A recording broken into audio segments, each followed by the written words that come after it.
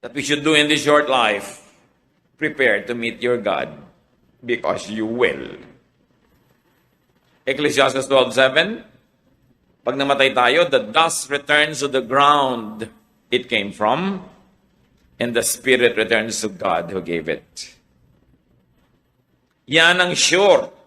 Hindi tayo sure tungkol dyan sa mga mangyayari sa mga planeta, pero may isang sure, you will meet your God. So prepare for it. That's why you do good. Kung ano man yung good na yon, kayo mag-define sa buhay nyo. Kasi alam nyo rin what is bad. Do good. Make peace with God. Banggain nyo na lahat, wag lang Diyos. Suwayin nyo na lahat, wag lang Diyos. Kalimutan nyo na lahat, wag lang Diyos. Yan ang pinakamalaking pagkakamali na pwede natin magawa. Make peace with God. Because when you are at peace with God, all else will follow. At kahit awayin ka ng mundo, kakampi mo naman ng Diyos, nakasandal ka, hindi lang sa pader, sa Diyos.